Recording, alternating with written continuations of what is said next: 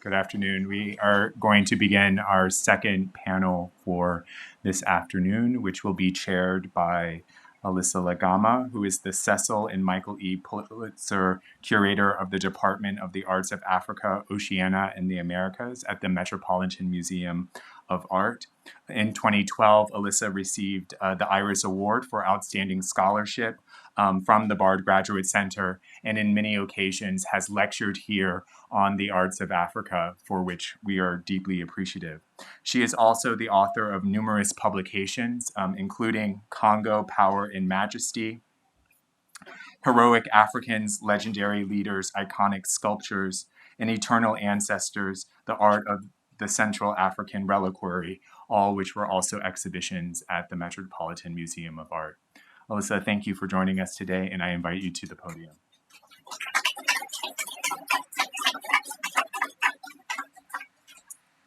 Good afternoon, everyone. I want to start out by congratulating Alisa and Drew on two successful exhibitions that make a real contribution to the cultural life of our community this season and make it a moment of celebration for the arts of Africa.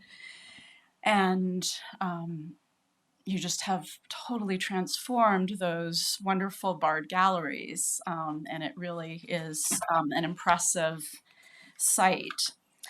So thank you for the invitation to participate, and my role is to introduce this afternoon's speakers.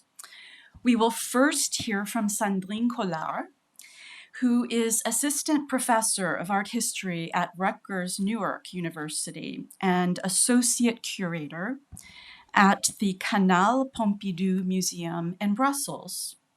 She holds a 2016 doctorate from Columbia University, and she is a specialist in the field of modern and contemporary African arts, as well as a historian of photography. Her research has been published internationally and supported by grants from the Musée du Quai Branly, the Institut National d'Histoire de l'Art, the Ford Foundation, and the Getty ACLS for her book project on the history of photography in colonial Belgian Congo. Sandrine served as artistic director of the 6th Biennale of Lubumbashi. In its review, the New York Times hailed the Lubumbashi Biennale as the creation of local artists that stands out as a frontier event among the recent explosion of global biennales and triennales. In her 2019 edition, Future Genealogies, Tales from the Equatorial Line, she gathered work by 42 artists from Congo and beyond in partnership with the Biennale's co-founder, Sami Balogi, who is also the author of The Moon and Velvet, currently on view upstairs as part of Sightlines. Sandrine's presentation this afternoon is entitled An Artistic Manifesto of Independence, the exhibition Incarnations, African Art as Philosophy, Belgium, 2019. So please join me in welcoming Sandrine.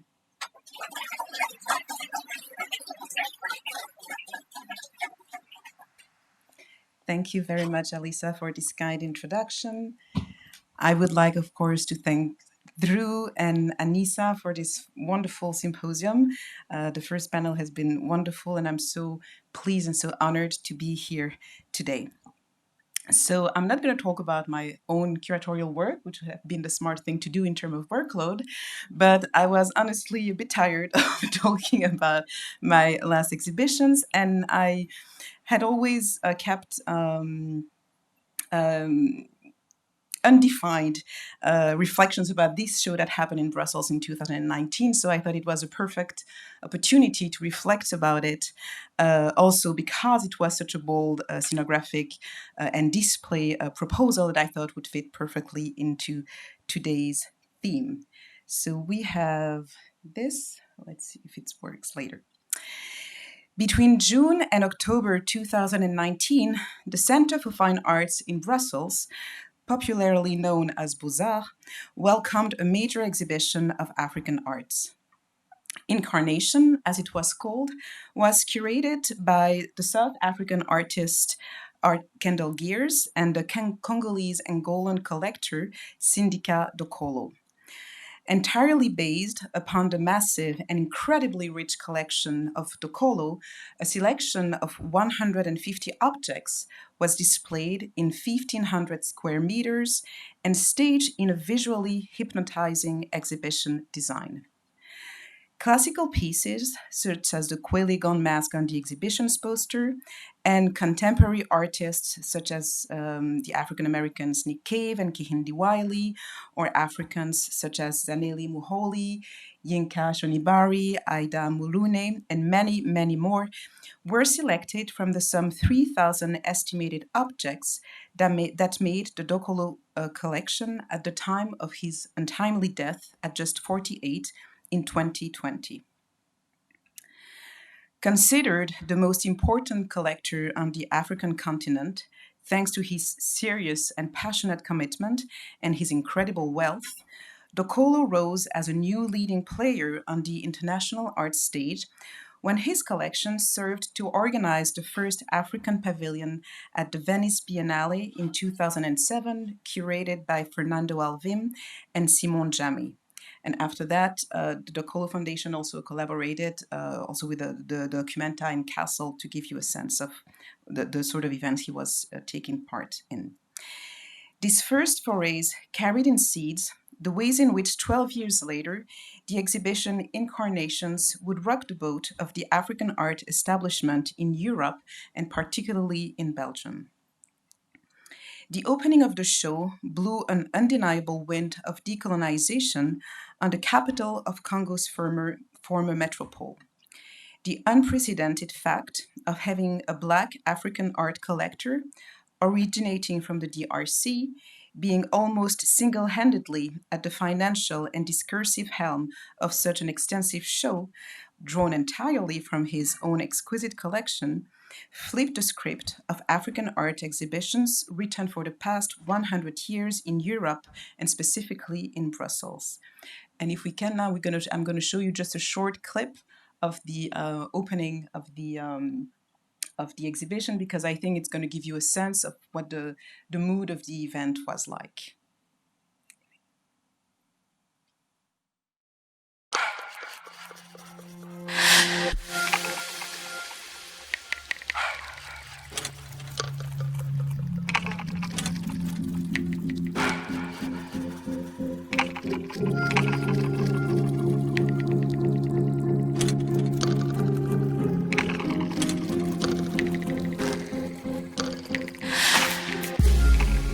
Et aujourd'hui, cette exposition essaye d'adresser cette question-là. Réapprenons, nous, les Africains, mais aussi tous les gens qui ont un intérêt par rapport à ce continent, à nous regarder. Désapprenons ce que l'œuvre coloniale nous a imposé et apprenons à nous recélébrer. So we can stop here, but it's just to show you the sort of discourse that Dokolo himself was bringing to the city of Brussels when he opened his show. The venerable institution of Beaux-Arts, built in 1929 by one of Belgium's most cherished architects, Victor Horta, has a history of African art displays intimately linked to colonialism. Just 1 year after its opening in 1930, the exhibition Art Nègre, Art Ancien de l'Afrique Noire was held in the Center for Fine Arts and curated by Henri Lavacherie. And in fact, many different exhibitions of classical African art took place in this Beaux-Arts by different actors who were all tied in some fashion or the other to the colonial administration. This first show and the provenance of its objects mirror the network of gallery owners and merchants who were born because of the opening of colonial exploitation routes to the Congo in 1885 and who operate to this day from a tight-knit streets web of art commerce nestled in the geographic center of Brussels, just 400 meters from Beaux-Arts.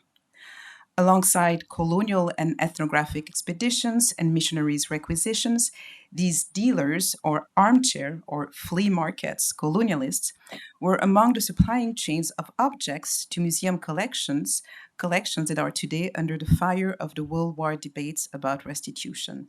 And this is quite a striking photograph by one of the well-known collectors in Brussels in the first half of the 20th century, Jeanne Walscott, who had her gallery and space in that same area that we call the Sablon in the center of Brussels. Then also, Brussels historical African art galleries and Beaux-Arts are geographically extremely close to what used to be the neuralgic center of colonial power. And it's just to give you a sense of this network of galleries that I spoke about. It's here it's the Dutch version of Sablon, Zavel. And you have Beaux-Arts, which is basically 600 meters. But the sort of small square that you see on top is where the Ministry of the Colonies were. So it's still extremely vivid how this geographical area was really the heart of a colonial power and the objects and the sort of transfer of these objects coming to the Congo. So Brussels historical African art galleries and Beaux-Arts, or geographically, as I said, extremely close to this neuralgic center. The Ministry of the Colonies sat just up the street of the Fine Arts Palace, minister which used the more well-known Royal Museum for Central Africa, originally named Musée du Congo Belge, as its cultural and artistic arm for propaganda purposes. That whole net of institutions in the city can therefore be seen as the site of transformation of African objects into this Western categorization of art. The art historian John Peffer has conceptualized Western museums' massive population of African classical pieces as, and I quote him, a diaspora of objects. The same way Ariella Azoulay has more recently approached them in her film Undocumented, Unlearning Imperial Plunder. Sculptures forced, obscure, and or merchandise migration to early 20th century Belgium and later on to other Western spaces echo the historical and traumatic displacement of Black people from Africa across continents, whether the result of slavery, colonial, or post-colonial migrations. In Brussels, these objects' passage through the public and private installations of Beaux-Arts and the neighboring galleries were the sites and records of their new identity's creation, as one initial step in, and here I quote Peffer, trajectory of renaming and status alteration uncannily similar to the changing status of African persons in the diaspora. It was therefore a particularly powerful symbol to present the self-proclaimed Afrocentric incarnations in Beaux-Arts, one that had not been lost on curators of former African art shows within these walls. In the context of their 2016 Congo Artworks exhibition, Bambi Kepens and Sami Balogi covered the institution walls of the Horta Hall, this is how this room is called, with traditional motifs inspired by the Justice Hall in Nyangara in the Congo, originally commissioned to local Congolese painters in 1903. However, while the Congolese popular paintings in that show were borrowed from the Africa Museum in Tervuren, the progression with incarnations was that all works came from an African collection whose owner was also a champion of restitution, as put on display by a particularly dedicated room. So this space was not the first room you entered, but it was certainly one cornerstone at the heart of Geers and Dokolo's show in Beaux-Arts. An autonomous room was entirely wallpapered with the reproduced plates of objects looted from the Regional Museum of Dondo in Angola during the country's civil war that lasted from 1975 to 2002. Starting 2014, the Dokolo Foundation initiated a search for these stolen pieces with the mission to return them to Angola. In 2019, 13 of them had been retrieved from the international art market, while 60 had been identified. One of the latest was the Luena fly whisk that you see here in the middle of this room. Recently rediscovered by a Belgian collector, The fly whisk was here reunited with its photograph companions in a very bureaucratic and administrative manner from the original Dundo collection. Just 1 year after the 2018 publication of Fedwin Sarr and Bénédicte Savoy's report, Dokolo explained his long crusade for the homecoming of classical African arts with similar intentions. Dokolo shared Sarr's repeated plea that the full role of these objects of the African continent is to, and here I quote him, enhance our people's self-esteem, especially that of young generations. That Afrocentric pride shone throughout the show, pride that was conceptually buttressed by the text of two great African thinkers and philosophers, Souleymane Bachir Diagne and Léopold Sédar Senghor. A vast panorama of classical, modern, and contemporary African and African diasporic arts, Incarnation sought to demonstrate what the Senegalese philosopher Diagne saw as the core principle of his famous elder Léopold Senghor's thinking.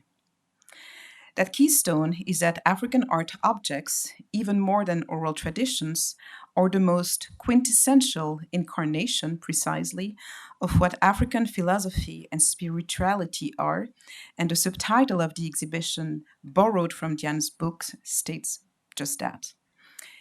In the words of Diagne, Senghor's initial intuition that he will pursue all his life is that, quote, there is a truth in African art which is itself a form of philosophy, an African knowing, an African comprehension of reality, end of quote. However, the colonial negation of African cultures made that arts were distorted or severed from those spiritual foundations by the ethnographic gaze than by the European avant-garde's appropriations of their form. And so these are some of the excerpts of Souleymane Bachir Diagne's book, who really spoke to what the exhibition was trying to do. Incarnation's program was to retrieve not only classical, but modern and contemporary African and African diasporic arts from that petrification that Diagne speaks about when he speaks about the power of the ethnographic gaze upon African objects. The program of the exhibition was to re-inject these objects with the rhythm or the pulse that presided over the creation.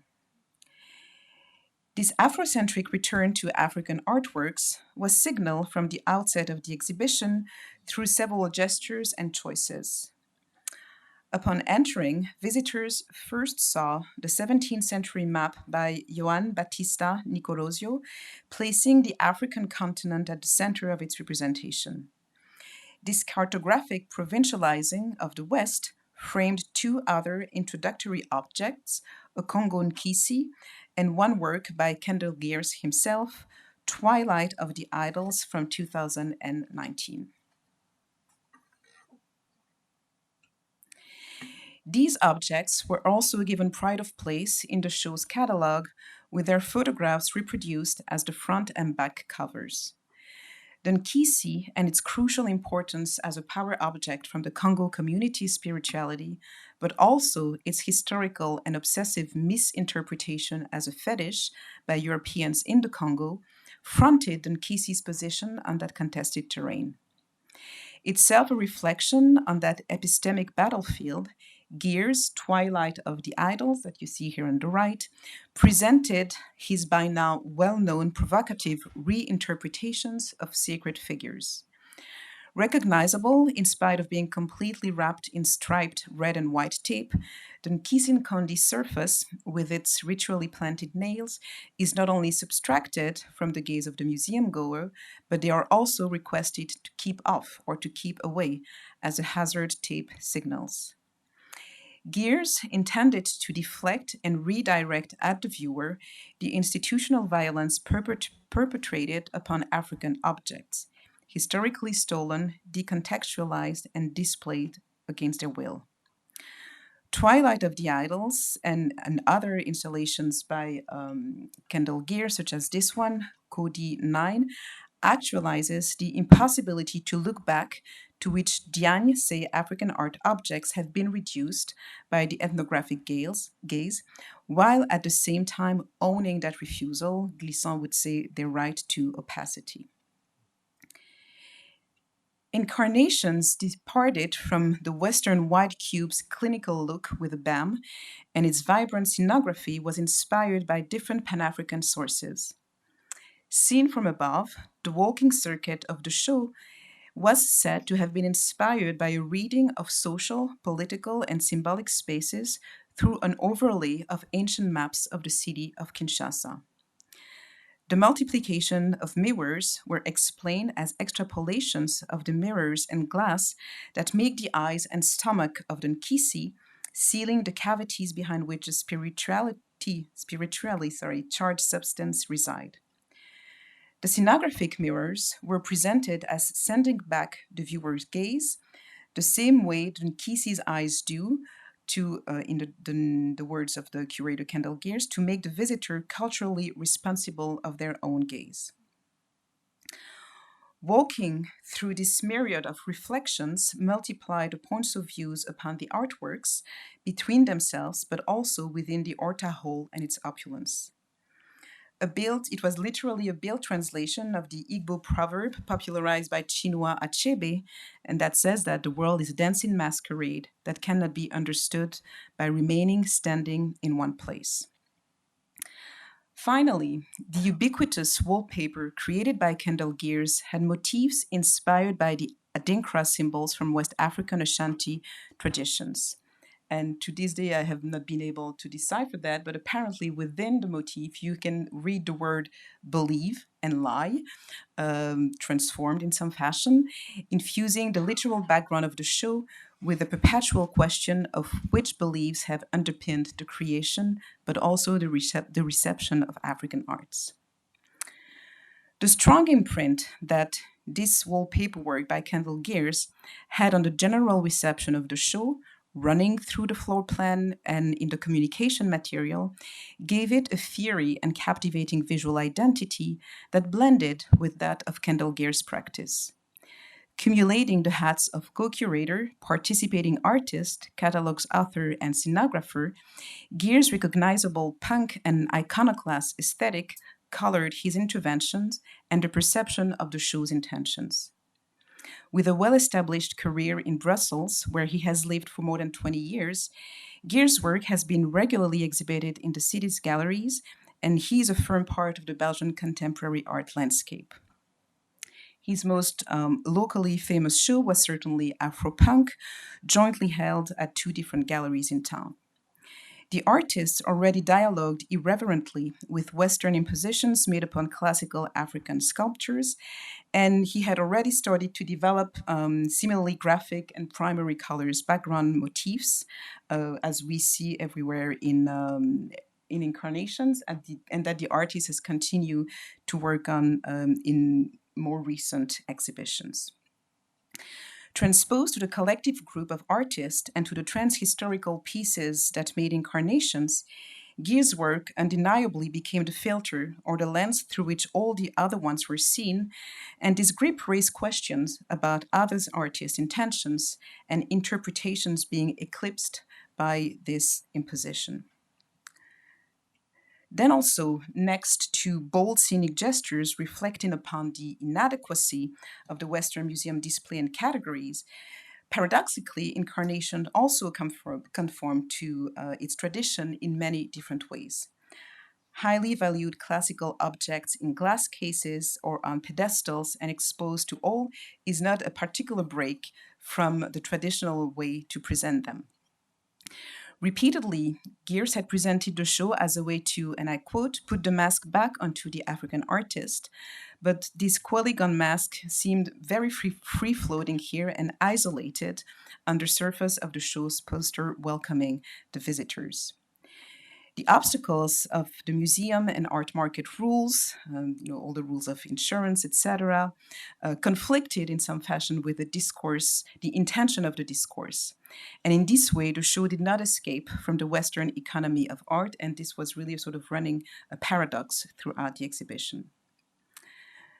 The great success of the show was certainly the dialogue being created between several centuries of African and African diasporic arts of the highest quality, in conversation with compelling ideas being debated within a rich public program of speakers.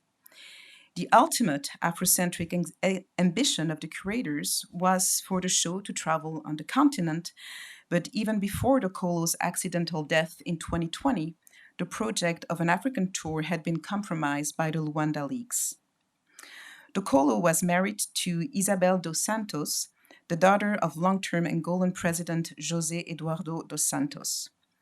Allegedly the richest woman in Africa, Isabel dos Santos' wealth and the potential shares of the Kolo in it have been scrutinized for large-scale corruption accusations. Sindika Kolo himself was the son of the founder of the Bank of Kinshasa under Mobutu's kleptocratic dictatorship.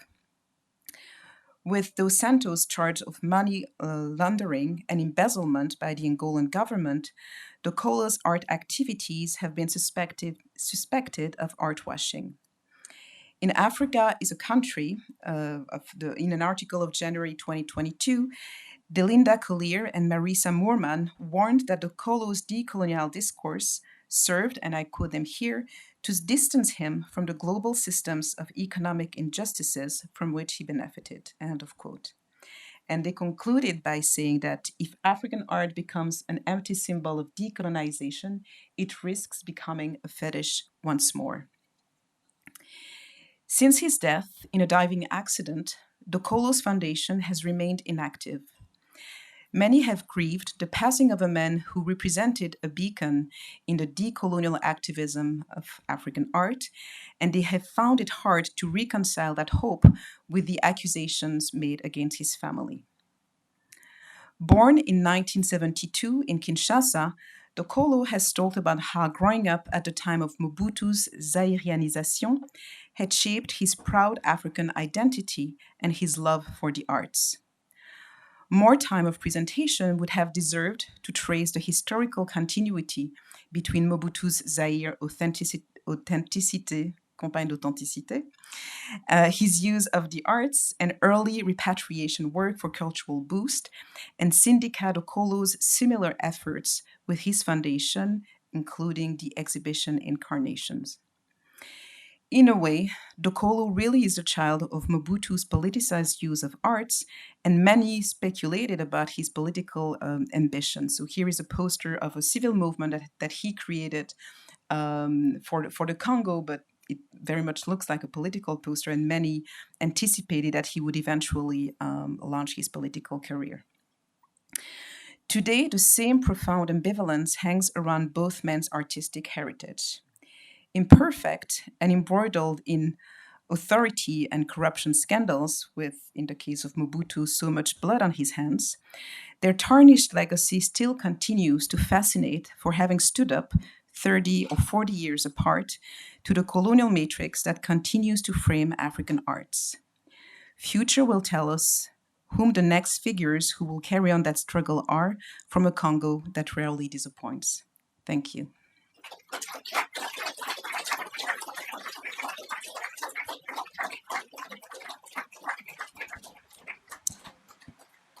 Thank you, Sandrine. And I'm reminded of Ngone's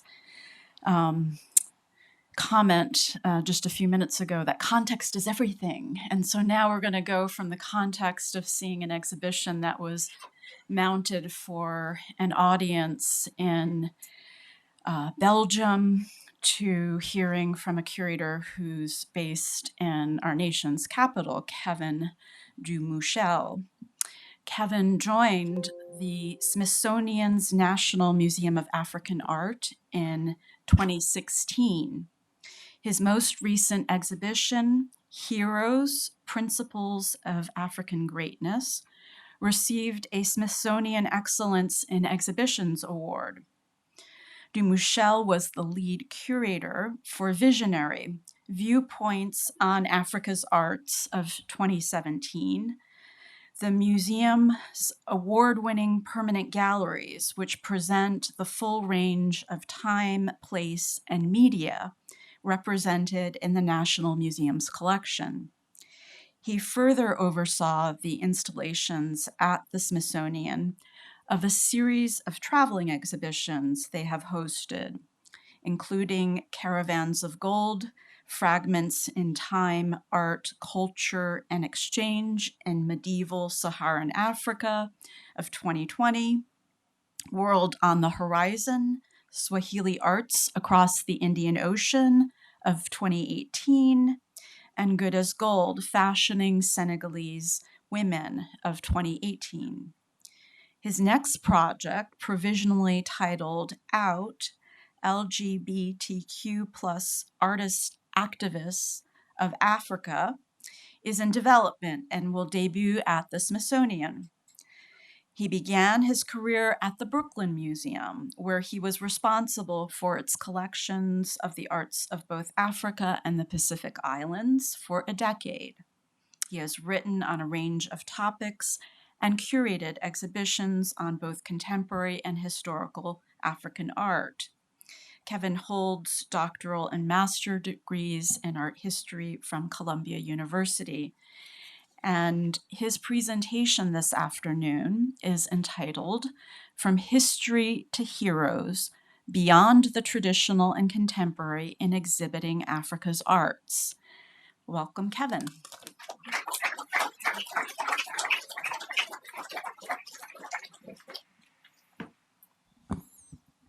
Can everyone hear me all right? Wonderful, great. Thank you so much, Alisa, for that wonderful introduction. And thank you again to Drew and Anissa for the invitation to present on this really important topic at a really critical moment in the development of our field. It's wonderful to be in a room with so many friendly colleagues and new and future colleagues as well, and friends. My aim here is going to be more self-reflective in thinking about my own curatorial practice. I want to build towards a discussion of this latest project that Alisa mentioned, Heroes, but I'll do that by sort of giving you a little bit of sense of the intellectual genesis of that project first. Through approximately 6 of these projects developed over my last 17 years of curatorial practice, in which I've had the honor to care for 2 significant, distinct public collections of African art, I hope to offer some constructive examples of the ways in which so-called traditional and contemporary African art can inform and inspire in gallery settings. All of these projects share the same fundamental rejection of the framing of a discursive split between tradition and modern and contemporary, a split that I argue really continues to centralize the European colonial moment. Instead, the aim in my practice has been to look at African art history as an evolving continuum over time, in which artists from the continent have always been participant in their own internally determined trajectories of contemporaneity, tradition, and modernity, often simultaneously. The aim in my practice has been to invite visitors to consider artworks in relation to each other and to the visitor's own experiences, in hopes that they may open up space for surprise, curiosity, and empathetic engagement. My hope is that these examples may prove at least constructive to our shared purpose today. You will see in these presentations my premises of thinking about museums as networks of relations and collections as creative technologies that have the potential for opening up dialogues and unexpected conversations, fostering curiosity. Fundamentally, I really see art as a tool for empathy and connection, and that is one of the fundamental goals that unites all of these projects as well. Will bring us ultimately to my latest project from the Smithsonian's permanent collection, as you've heard about, Heroes, and I will try to do so as efficiently and quickly as possible by excavating the development of the premises underlying that project from some of my earlier predecessors in my own practice. But first, 2 slides talking about theory before we get to practice. I argue really that the field of African art is one that has always had a problem with time, and in many ways really always has. And I would encourage you to read, oh, that's strange. Wonderful, thank you. If you really want to get into more of this, there's a wonderful new historiography on the field of African art history written by Peter Probst called What is African Art? That gets into this further. But this question of time and the way that we frame African art goes back to the beginning of the field, from Paul Guillaume and Thomas Monroe's absurd projections of antiquity of the masks in the Barnes collection in the 1920s, for example, right up through the debates of the 1980s and 90s that critiqued anthropology's denial of temporal coevalness, right up until today, where we are still today having a discussion in this room about tradition and modernity. And it is one that is in some ways also reflective of the very marked sort of split in the art market. But I argue that museums in particular have both the privilege, if not the obligation, actually to challenge that supposed distinction. So what are we looking at here? We're looking at two works of art by Pende artists of the same sort of genre of masquerade that are separated by half a collection in their collection dates. One is considered on the left a refined, powerful example of a classic genre that would have an incredibly high value if it found its way into the art market today. It likely won't. It's in the collection of the Royal Museum of Africa, Tervuren, but it could, if theoretically. The other mask would not. If you look at the labels of the way that these two masks are framed, you also get a sense of sort of the disjunction here, the type of information that is provided for each. A label about the mask, this mask on the left would typically privilege its collector and its provenance as much as it would its creator. While the latter, a mask that was danced in a continually evolving tradition, has both the name of its creator, but the name of the mask itself also displayed. If you look at also consider the things that are not in these images, we also get a larger sense of some of the disjunctions that are animating this field. These are of course masks that are missing their costumes, their dances, their music, and their audience involvement as well. I argue that this language of tradition and modernity really has no valence or correspondence on an intelligible narrative of linear time in Africa. And I use two examples from the Smithsonian's collection to just highlight this a little bit further. The work on the left by the master innovator Oluwe of Ise is separated from Benenwonmu's still life by at most 2 decades of creation. Did modernity somehow arrive in Yoruba land or Nigeria at some point around 1935 in between these works? The idea seems sort of preposterous, right? Particularly when you also think about other figures who aren't represented, like the painter Aina Nabalu, who is making work representative figurative painting in the 1920s. And further, the traditional artist, so-called traditional artist Oluwebise, is making a work that is all about enacting a personal vision of innovation and novelty, while the so-called modern artist, Nwanwu, is reflecting back on a little deeper history of art in which he claims his own part. So this is all to say that my curatorial practice has been about, in no small part, engaging with these issues and trying to find ways to make them engaging and intelligible to a general audience, while experimenting with new ways of telling a historical narrative that centers African experiences, not a colonial moment that, however disruptive, was still just a tiny fragment of a deeper and fuller African history. So to take you through these exhibitions, begin at the Brooklyn Museum, where I had the great privilege of inheriting one of the largest, oldest, and most important collections of public collections of African art in this country, a collection that was built at the very beginning of the 20th century, but that, when I inherited that collection, had only one work of art by an artist, a named artist in what is recognized as a sort of contemporary art market at the time. So one of my efforts as I began to work with that collection was to grow and develop at least a small working collection in that field as well, and to rethink our galleries and the type of stories that we told in that space. These are the galleries that I inherited when I began at Brooklyn. They are reflective of a number of compromises that my successor, Bill Seidman, was not particularly pleased with, but he had to sort of work among the politics of the institution, as it were.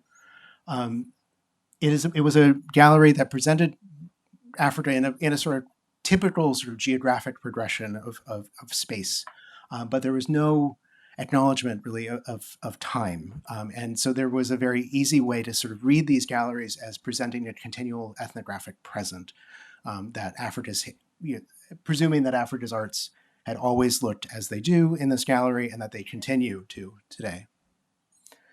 Of course, we know neither is true. So when I had the opportunity to experiment and rearrange the collection in what was going to always plan to be a temporary reinstallation of the collection, I decided first to take what in some ways is a sort of radically conservative approach and really attempt to tell a linear chronological progression of the collection over time. An attempt that had really not in a sustained way been ever experimented with on this level in a public collection in this country previously.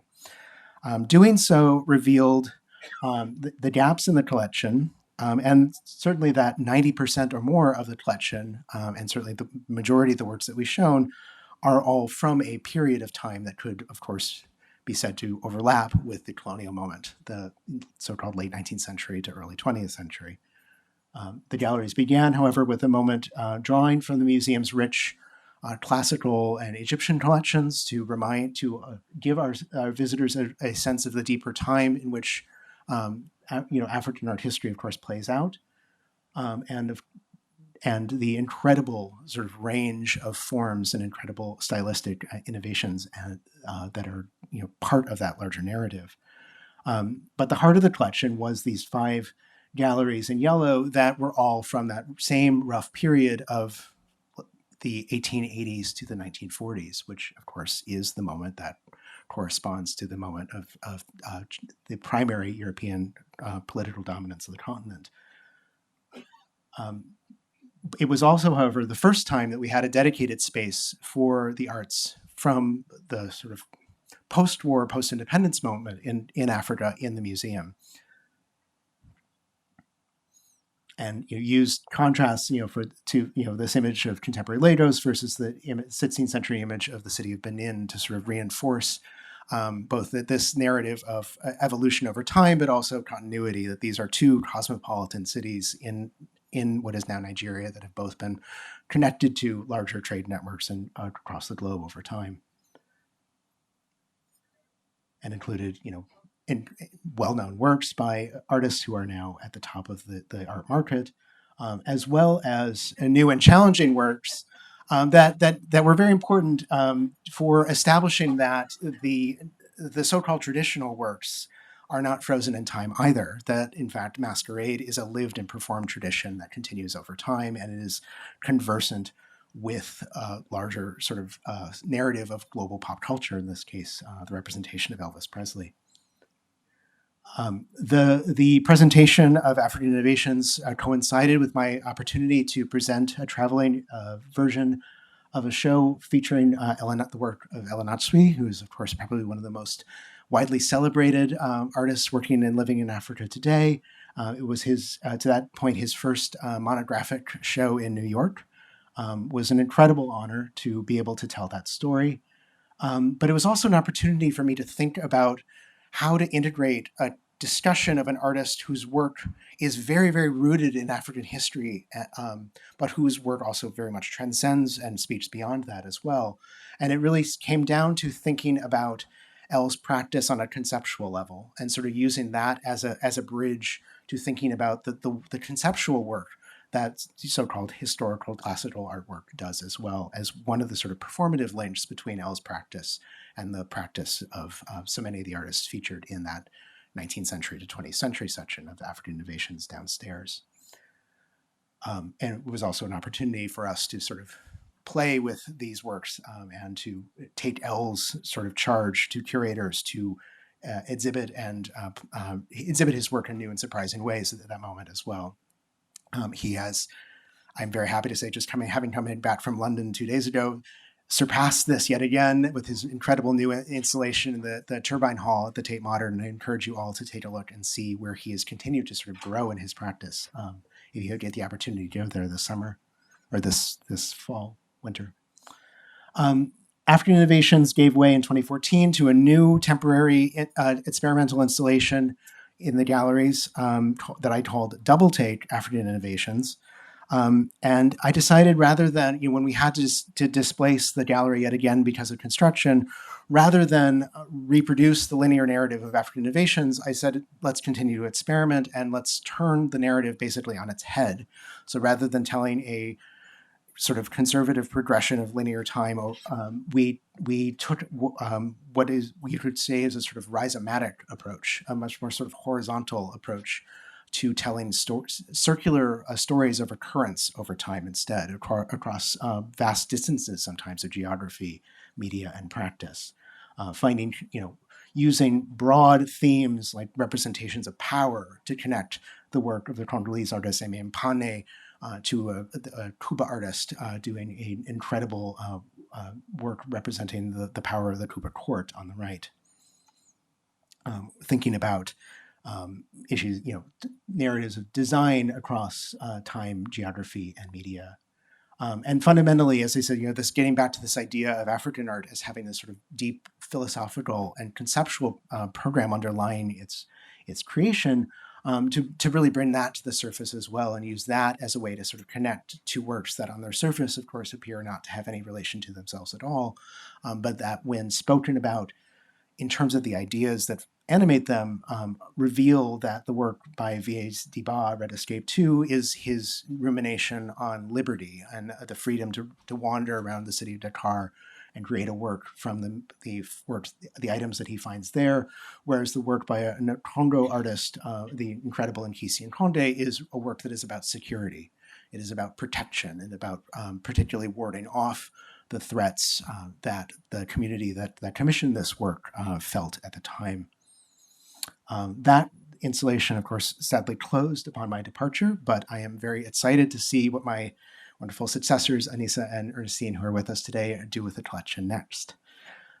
But the final project that I engaged with at Brooklyn was a project developed by another wonderful colleague here in the audience, Pam McCluskey, at the Seattle Art Museum, called Disguise, Masks in Global African Art.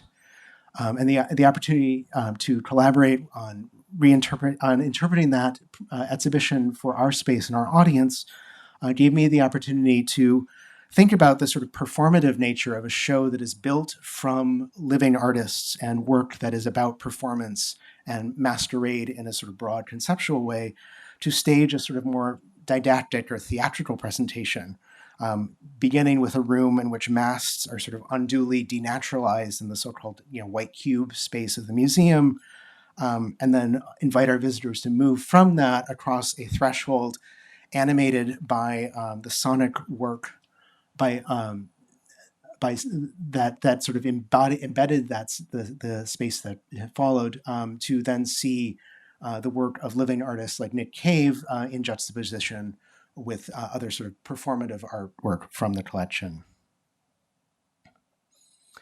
Moving in 2016 to the Smithsonian's National Museum of African Art gave me the opportunity to work with a new collection and with a museum with a slightly different set of premises.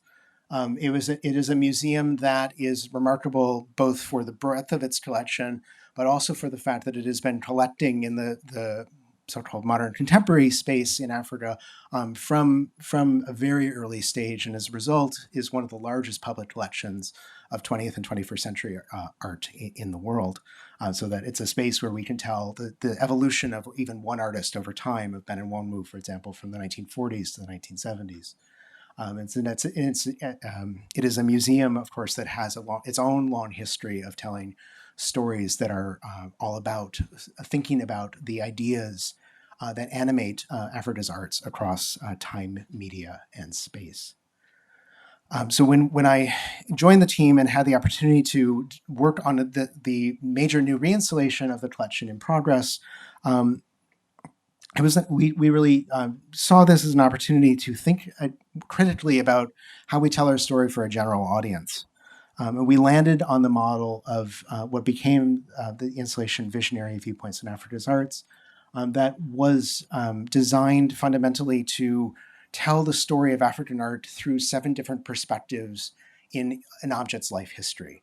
So to think about the 7 different sort of actors who may or may not have had some role in the life history of an object, and then give you as a visitor the opportunity to look at an artwork from that different perspective and to sort of begin to sort of understand the sort of range of contexts through which such objects have moved over time.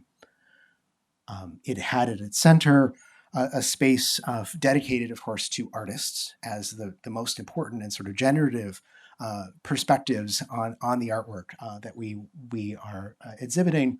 And that had, as you see, really radical juxtapositions between these so-called classical traditional works and modern contemporary works at its heart as well. It's a space in which we are exhibiting, work like the incredible bowl of Olowe-Evise, who we've spoken of before, alongside a work by someone like Osman Wakiala from Sudan, to have a discussion about artistic training and apprenticeship and how both artists are themselves products of schools from their respective communities and part of a longer sort of tradition of art training and practice in each of those respective countries. And one of the key sort of conceptual sort of spaces in that installation was a space that I called the Looking Lab, which was the space that we dedicated specifically to museum viewers themselves to have a sort of moment of slowing down and looking really carefully at an object formally to sort of engage in that sort of intellectual and visual dialogue with the artist behind the work itself. It was inspired by and informed by this wonderful quote by Chimamanda Ngozi Adichie about power, and the power being the ability to tell only one story about a place. And that really what we wanted this gallery to do is to open up the opportunity for having multiple interpretations, multiple experiences of the same sort of work of art. And so we used a sort of didactic formula of that is typical of sort of art pedagogy in schools in places like Washington, D.C. as a sort of starting point for thinking about objects on a sort of formal basis, but that was really only designed to be the sort of first sort of spark to begin that kind of conversation. But the conversations that I had in that space with visitors also really then led me to think a little bit more about that sort of level of visitor engagement with an object and the emotional sort of experience of engaging with a work of art that in a museum. And I began to think about the Adichie quote again and thinking about how many different stories can we tell about any given work of art. So I had the opportunity to do a new installation from our collection in 2019 that became the exhibition Heroes, Principles of African Greatness. It is an exhibition that was very much informed, of course, by its time and its local context. Without speaking too much about the politics of that moment, you can imagine what Washington, D.C. in 2018 and 2019 was like, and the need for telling affirmative, redemptive stories of African culture in the Smithsonian felt particularly pressing at that moment.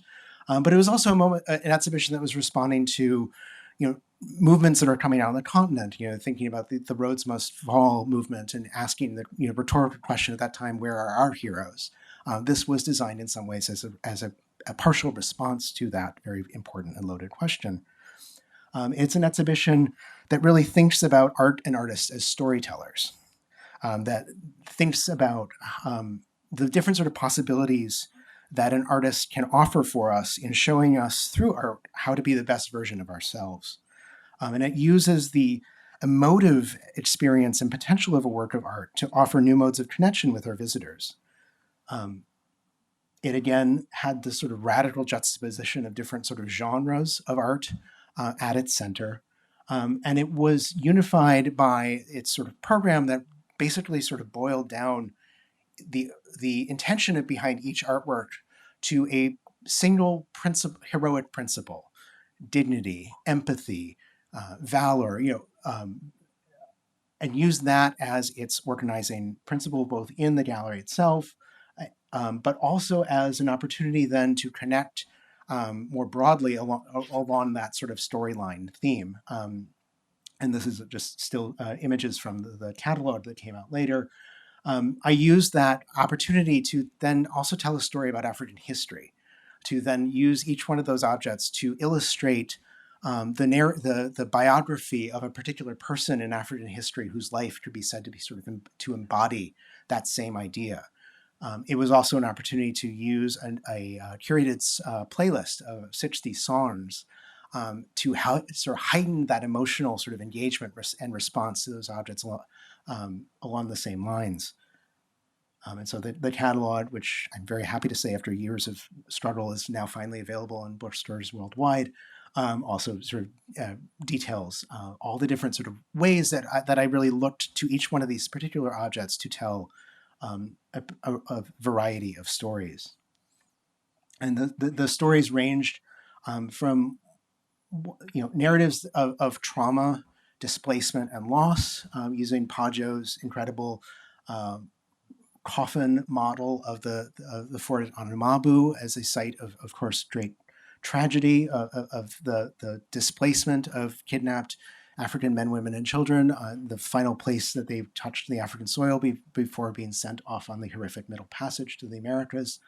To use that as a narrative that opens up a discussion about witnessing, about memorializing loss and trauma, and using the figure, the lesser known in the U.S. Figure of Ignatius Sancho as emblematic of the same idea. Ignatius Sancho was a man actually born on one of these ships in transit to Belize. Through a series of incredible events, was able to return back to the UK as a free man, purchase property in Westminster, and actually become the first man in the UK to vote in Parliament in the 18th century, and wrote a series of missives and letters that documented the horrors of the slave trade that became part of the inspiration for the abolition movement in the UK in the century that followed. Connecting that as well to Bob Marley's Redemption Song as a sort of emotive sort of narrative of some of those same very, very powerful and difficult stories, all from one particular work of art. Stories that centered, women's agency, using a Gelede mast that, of course, is designed to celebrate powerful women in Yoruba society, to open up a narrative about someone like Fulayo Ransome Kuti, who, in addition to being Fela Kuti's mother, was also a founder of the feminist movement and one of the most important political parties that led up to the moment of independence and liberation for Nigeria in the 1960s. And to tell stories of figures who, even in a moment of European colonial occupation, were able to navigate that moment to create a form of sort of cultural victory, even in a moment in which political victory may have not been available. So we tell the story of a figure like King Njoya of Cameroon, who deftly sort of navigated the moment, the politics of the colonial moment in Cameroon, to create a space for the preservation and the proliferation of the language and alphabet and the historical documents and artifacts of his kingdom as much as he could. And I'll leave with the final narrative that Heroes sort of tells, and it was a story using an incredible work by Ben Nwanwu again, called Africa Dances, to narrate a narrative of dignity. This is an image of a woman standing on her own 2 feet, implied, not literally here, but dancing and celebrating the moment of Africa's reattainment of independence and agency on the world stage. And I used that as an opportunity to tell the story of Miriam Makeba, Mama Africa, who gave voice to Africa's sort of self-determination at that moment as well. And I leave on that moment of dignity and standing on one's own 2 feet, because that is really sort of what I think, moving past this idea of a discursive split between so-called tradition and modernity, really offers us. It offers us the opportunity to tell a narrative in Africa that is centered on its own history, and one that doesn't privilege that brief European moment of colonial disruption. Thank you. Yes, I'll leave it there. Thank you.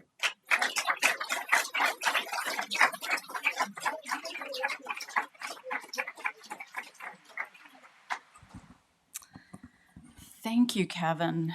There are a lot of curators in this audience, and one of the commonalities is that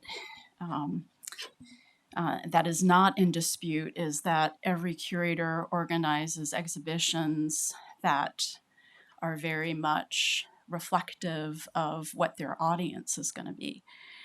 So that's one of the few points of, I would think, universal agreement in the profession.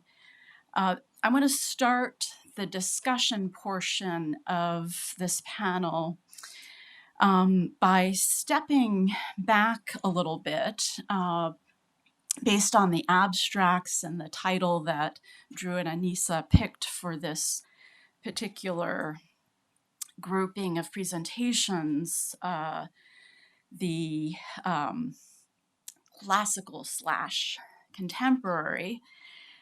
I want to consider how the convergence of the historical and the modern has been approached by distinguished practitioners of earlier generations here in New York. And then we'll return to relating these to the perspectives of this session's panelists. So just to give a little bit of background before we sit down to have our group discussion. In 1996, under director Thomas Krenz, the Solomon Guggenheim Museum here in New York City hosted the epic presentation of historical art organized by the Royal Academy in London, Africa, Art of a Continent. Given the venue, not to address Africa's modernity would have been a liability. In order to preempt that critique, a coda, or a pendant exhibition, was developed for one of the adjacent galleries. That 11th hour afterthought, organized by Okwi and Wezor, has since become recognized as the landmark Insight, African Photographers, 1940 to the present. A nimble, focused add-on featuring 30 photographers. Few think of it today in relation to the mega survey of almost 600 works of sculpture spanning thousands of years that were assembled internationally. It was to more than carry its weight that season, and Wezor went on to develop even more widely recognized presentations of African modernism. Notable among these, the short century, independence, and liberation movements in Africa, 1945 to 1994, presented at MoMA's PS1 in 2002, and All the World's Futures, the 2015 edition of the Venice Biennale. In preparing Insight, a catalyst for both thought and critique by Wezor had been an exhibition he visited 4 years prior. Organized by Susan Vogel at the Museum for African Art and New Museum of Contemporary Art, Africa Explores 20th Century African Art sought to provide a sense of the diversity of contemporaneous visual expression in Africa, ranging from the, and I quote, traditional to the quote, urban, and the quote, international. These were categories in the exhibition. In that moment, 30 years ago, there was negligible interest in contemporary African art, either in commercial galleries or nonprofit exhibitions here in New York City, or even really internationally. Always intentionally a provocateur, Vogel sought to promote awareness and engagement with artistic practices of the moment in favor of the traditional genres most identified with Africa that she categorized as extinct art. In her 1991 presentation, she sparked an interest in artists featured ranging from the Congolese painter Sherry Samba to the Malian photographer Seydou Keita, who infamously in that exhibition was shown as an unknown photographer.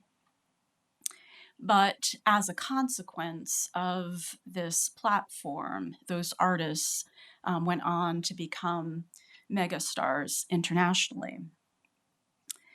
Despite this, Okwe took issue with what he viewed to be an ill-advised attempt to construct a lineage for artistic modernity in Africa that extends from the pre-modern to the contemporary.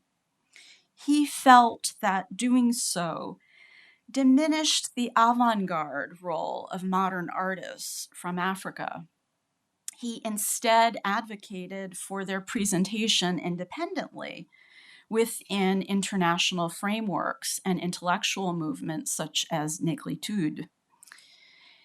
Interestingly, one of the most eloquent, compelling, and scholarly exhibitions that at once redressed Enwezor's reservations and effectively bridged that divide was the 1997 exhibition, The Poetics of Line, 7 artists of the Nsukka Group, Nigeria, curated by Simon Ottenberg and Sarah Adams for the National Museum of African Art. Poetics lived up to its name in examining the Igbo historical practice of mural and body painting by women that was largely abandoned by 1970, but vigorously revived in the work of contemporary visual and literary creatives affiliated with the University of Nigeria, Nsukka.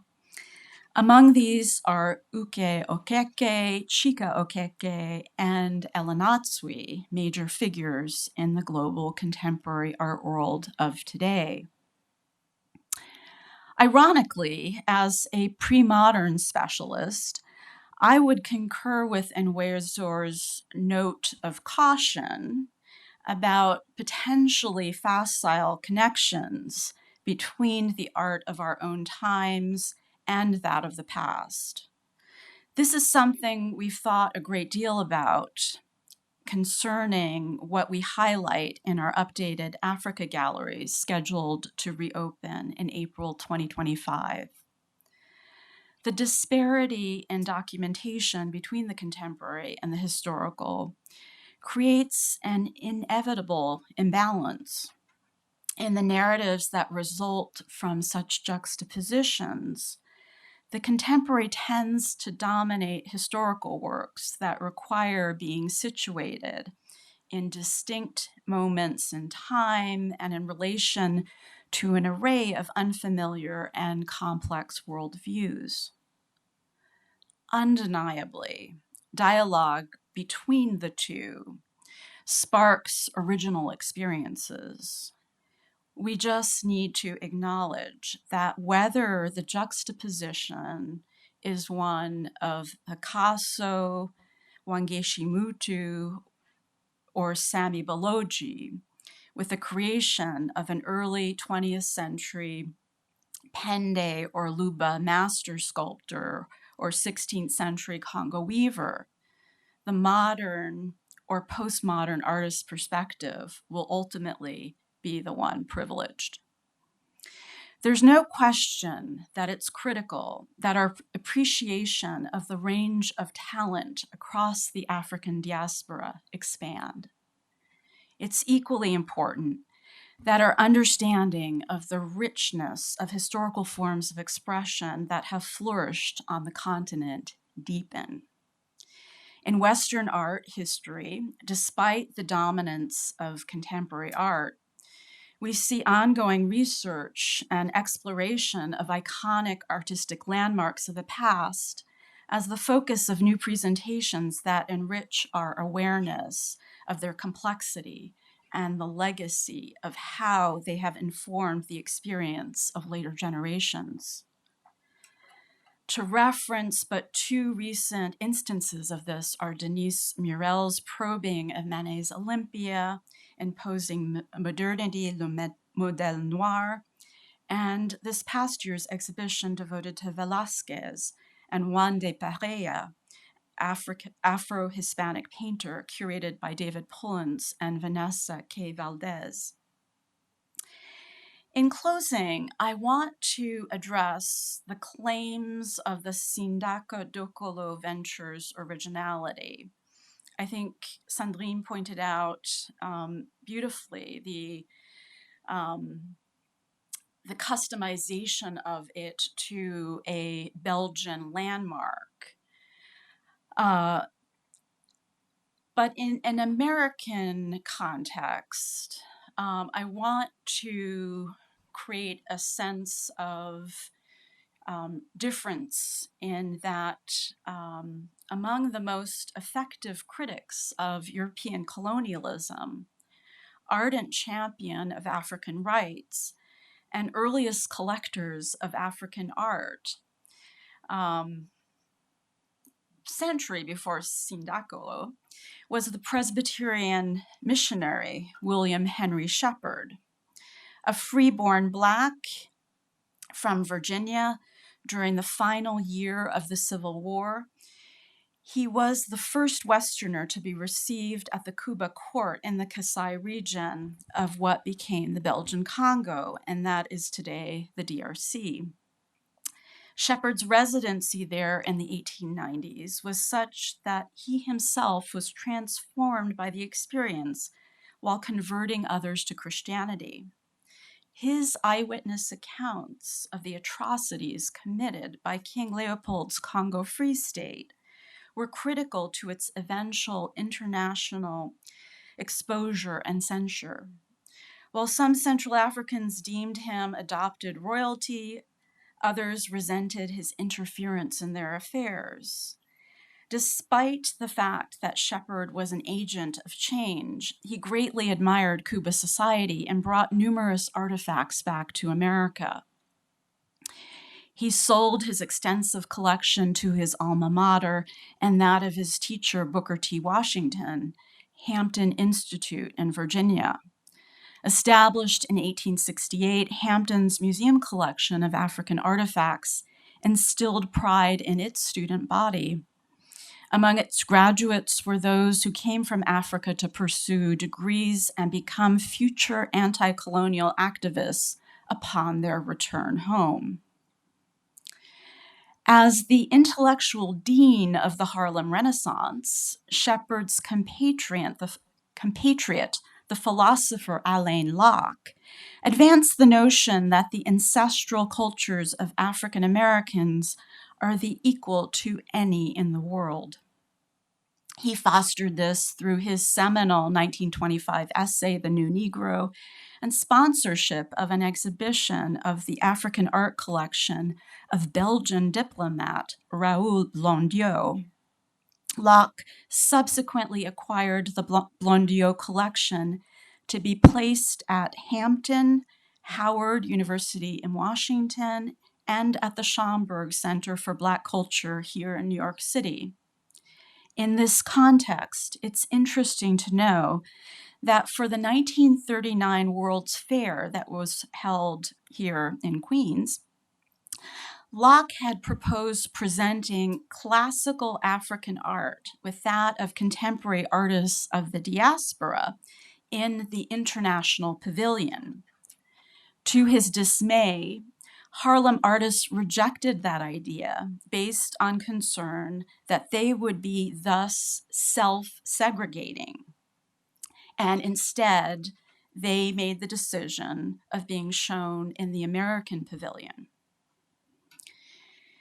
It was Locke's aspiration and project as a public intellectual that both historical African art and the achievements of contemporary Black artists be an honored presence in major fine arts institutions in the US as evidence that Africa has been the source of outstanding cultural achievement.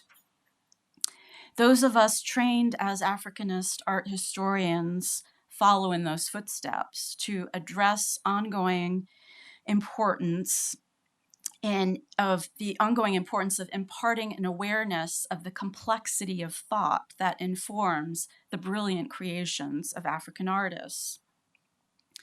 Back in 1974, Professor Douglas Fraser in the Department of Art History and Archaeology at Columbia University organized an exhibition with his students to accompany the third triennial Symposium of African Art held in New York City. Entitled African Art as Philosophy, it took the form of a photographic survey. Among the graduate students who contributed were Suzanne Blier, Henry Druhl, George Preston, and Sylvia Williams, who went on to become a distinguished curator of African art at Brooklyn, and then the first director of our nation's National Museum of African Art, and the first woman to head a Smithsonian museum. With that in mind, I would suggest that the connection of African visual arts to worldviews and systems of thought is perhaps more of a revelation to the contemporary art and collecting worlds in Europe than to the discipline as it has developed in the U.S. Academy and Fine Arts Museums. So with that in mind, I have 3 opening questions that I would like to raise, and I invite Kevin and Sandrine to join me. So my first question, and I'm just going to ask them in a row, and then we'll discuss them collectively, is to Sandrine. And as a project, it was awarded by Sindoko to one of the artists represented in his collection, an artist, a conceptual artist who himself, in many of his works, appropriates African art. Might one not characterize the exhibition as an installation by a contemporary artist rather than a project of the kind that we're accustomed to in the museum, fine arts museum space, where the scholarship is the main impetus for the interpretation of the works? So that's my first question. I think that you are, in your paper, sympathetic to that point of view. Kevin, as the National Museum of African Art has distinguished itself as the major institution giving importance to both historical and contemporary in its collecting and exhibition programs, can you share with us some of the criteria that are used for collecting contemporary works for the permanent collection, and what is the balance that the museum seeks to strike between works in both areas? And then Drew, as curator of the Sightlines exhibition, whose thematic groupings relate the historical metalwork to conceptual works by contemporary artists from across the diaspora. Can you share with us, as part of this discussion, the process for selecting contemporary works? Because that was, I imagine, a very important dimension of this project. So whatever order people would like to go in, we can go in. Okay. This sounds good. Okay. In terms of the question about our collecting policies, I'd say it's very much it's an evolution in process, and I say this having literally within the last month just helped author our new collection development strategy, which is a sort of governing document, sort of thinking about how we approach these questions. It has a couple of fundamental sort of premises at its heart. One is, of course, that we see ourselves as a place for having a discussion about what we mean by the terms both Africa and art, while also not necessarily being prescriptive about exactly what we mean by either of those terms. And it sets out 8 sort of broad, and please don't ask me to recall what they all are right now, but broad categories of thought for thinking about how an artwork might connect to the main sort of narratives that we want to tell in our collection. But what it doesn't do really is actually adhere to this distinction between the so-called classical, historical, and modern contemporary, because we are in our thinking and practice really trying to move beyond that, what I still feel is a very sort of market-centered sort of distinction. Instead, it's really a story of, for example, we want to tell a narrative about global Africa, and we do a survey of the collection and see both broadly, that we have weaknesses in telling stories from North Africa and parts of East Africa, and so we look for works that can be part, enrich our collection and the stories that we can tell in that area. But it's not prescriptive in terms of will that be a work from a living artist or will that be a work from 100 years ago? We don't necessarily. We're trying to move beyond thinking along those terms. And so certainly any of the sort of public-facing work that we do with our collection really does not use those terms at all. And I even today you have to sort of assume implied quotation marks when I use those terms. Thank you, Alicia. It's an interesting question whether this exhibition is an installation or an exhibition in the more, and I don't know what's the word, but in a more traditional way. This was an exhibition that was definitely not devoid of scholarship. So Dokolo was an extremely educated, he was very knowledgeable about the art that he had in his collection. Kendall Gears was also, the catalog, you had an article written by him that I have read again for this, which was, scholarly, completely valid. You had Smooth had written in this catalog. Suleiman Bashir Dian actually really brought his, he visited the show, he participated to the public debate. So when we talk about scholarship, it's true that Kendall Gears, for instance, does not have a degree in art history, but I just wanted to specify that what I meant is that it was definitely a show that was based on a solid scholarship. We can think that there was an agenda behind it, but I think all scholarship always has an agenda behind it, whether it says it or not, or made it clear or not. The installation, it's true, was for me a different sort of, the display design was a different kind of story. And it's true that it was overbearing at times. It was really visually, it was a sort of filter that you had to go through to see the works. And so that's also the reason I thought it was very interesting to speak about this in the context of this symposium where we are thinking specifically about display, that either we have this white cubes, these very clean space that are supposedly letting us think freely, which of course is not true either, or sort of another extreme where because we want to put this motif of Afrocentricity around it, we actually create another filter as well. But this is really an open question. I'm not saying that one is better than the other. But I think in this case, the idea of display and design and scholarship were two different things. It was actually one of the most, especially when it came to the public program, one of the most interesting programs with an exhibition that I have seen in Brussels. So it was extremely interesting. But yeah, the design was something particular in this case, yeah.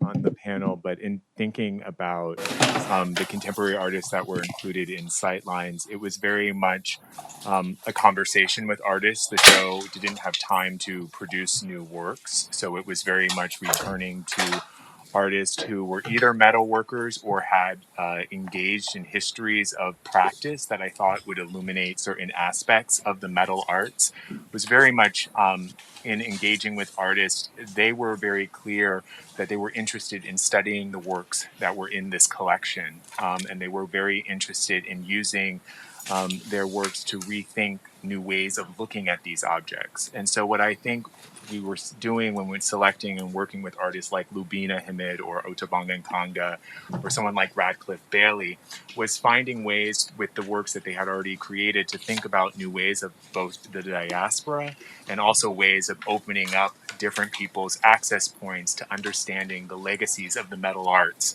in various facets. I mean, what is so striking for me is that these metal arts practices that are based on the continent, were transcontinental, had a legacy within the diaspora, and trying to open that up, but at the same time trying to get visitors to think about unknown aspects of them. I was reminded several times in the creation that we are not a contemporary art space here at the BGC, very much interested in the materiality of objects. And you will see that all of these objects are textiles. They have some sort of architectural and design element that I think invite you to take new perspectives on the objects that are in the exhibition design. Can we take a few questions from the audience? Great. Yeah. 5:15. Can you hear me? Yes. Yes. Hi. I really enjoyed both of the presentations and also the genealogy that you sketched, Lisa. And thinking about your comment, Sandrine, about education, and also the emphasis that, Alisa, you placed on those who have trained as Africanist art historians, it signaled to me that one of the important differences in a lot of the curators who've pioneered the contemporary art or contemporary African art field don't have degrees as Africanist art historians. Okwi studied political science, Ngone architecture, Simone Njami banking and law, Koyo studied business. And so I wonder the extent to which a kind of Africanist art historical training has served as an impetus or limitation to some of the questions that we're asking about the extent to which the modern, the traditional, the classical, the contemporary can live side by side. And is it the perspective of those who come to the field with a different set of disciplinary questions that have jolted a set of conventions in ways that have been generative to our thinking in the present? And that's not just for you, Alisa, but anyone can answer. Yeah, I'll let my colleagues jump in, and I think that probably your profile of our colleagues who are specifically focused on contemporary would probably also work for most of the contemporary art field. I mean, it's not really that a doctorate in art history is the most important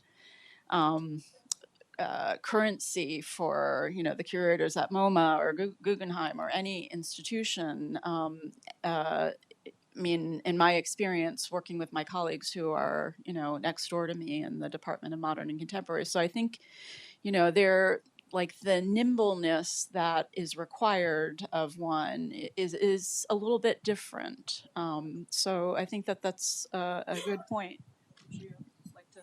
Yeah, no, I mean, well, it's certainly, and I think the idea of the practitioners in that field coming from various perspectives has, I agree, been more generative than not. Though I guess being in the position of speaking from someone with a relatively classical Africanist art historical training, it isn't necessarily determinative that you are then put into a box where you're only sort of thinking along the terms of those lines as well. I mean, I've come from a long sort of a long family history of disruptive thinkers in that sense in terms of my own sort of formation as well. So it's not a given necessarily, but I mean I think it does require the ability to sort of step back from that discipline and be self-critical and engage with it, certainly. Yeah, I think it was very useful that you traced that the genealogy, and your comment is very interesting to see how people who actually were coming from outside what was seen as the African art field have actually moved forward the field very often, interestingly. So I think it's true from any discipline. Very often the people who are traditionally trained can turning into gatekeepers, of what the field is and what it should be. So when I was mentioning that this exhibition I presented about was not devoid of scholarship. It said, I mean, artistic research is also scholarship. That, you know, there were actually people trained more traditionally, but that all these knowledges together were definitely something that could advance the field. It's, you know, and that's why I spoke about ambivalence about this show, is that I think that on one hand it was extremely interesting, but that there was also other aspects of it that were pushing an agenda to a point where sometimes the works took the back seat. So, you know, and that was the point I was trying to make at the end of my presentation, that this, you know, as imperfect or tarnished as these heritage can be, I think there's still aspects of it that are useful. And it's actually what Diane is doing when in his book about Senghor, he's looking at what we should retain after all these, you know, years of criticizing Senghor over and over again, is what is actually there that is useful and that can move forward. So I think that's a little bit, not exactly the same thing, but what I was trying to say about this show. Another question?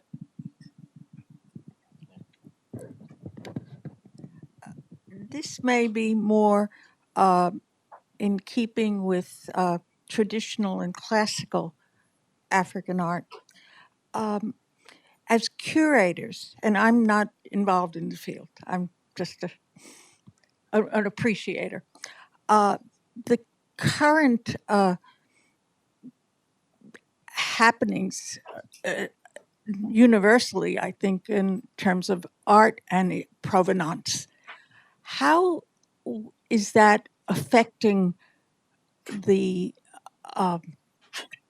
ability to continue to curate when provenance is a big question, especially considering the colonization that went on in Africa? And I'm sure much of the African art in European and American museums have no provenance.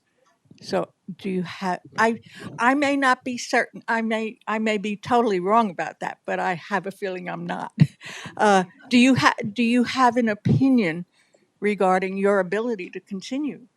You know. Yeah, sure. I mean, well, you know, it's absolutely a concern and a question to be sensitive to. And I mean, both in terms of thinking about our collection and the ongoing research that we do, it is a sort of an area of further scholarship and research. I think, you know, but I don't think it's need to be a limitation. And it's certainly, I mean, from my opinion, I don't want to ever get to an extreme in that conversation where we're getting to a point where we're unable to tell a deeper story of Africa's history, where there are these incredible, brilliant, innovative works that are from that period that become seen only through that lens. I think that's really very, very limiting and quite dangerous, ultimately, in terms of the bigger story about Africa that we can tell. But I think the key thing for an institution is transparency, to be upfront about what we know and what we don't know. You know, in you know, thinking about the way that I wrote about provenance in the Heroes book, I took a slightly new approach that basically said that centered, first of all, moved away from the idea of provenance only begins with the white collector, and said this was a work that was owned by an individual, likely in a Bamana community, and then moved somewhere else. But that says that it's at the top of that page, gaps in the chain of linked of ownership denote areas of further research, that these are things that we don't yet know. I think that is in part an answer to that question, is at least to be clear that we recognize that this is an ongoing area of concern. In terms of developing collections going forward, that's a different conversation, and you know, it depends upon the aims and the restrictions of any given institution. I'll say from the Smithsonian's perspective, you know, as a federal museum, we are always been subject to the highest level of scrutiny in terms of the legal sort of ability to collect. And yes, and as a result, we are very, very diligent about making sure that we can establish that a work of art, you know, left its country of origin legally, or at least, you know, according to the way that that's understood in the current conventions, and think very carefully and critically about what works that we would bring into the collection that is actually necessary. You know, is it a work that is going to be telling a story, or is it a work that is only going into storage? And to think really critically and carefully about the types of works that we acquire in that sense too. So, Yeah.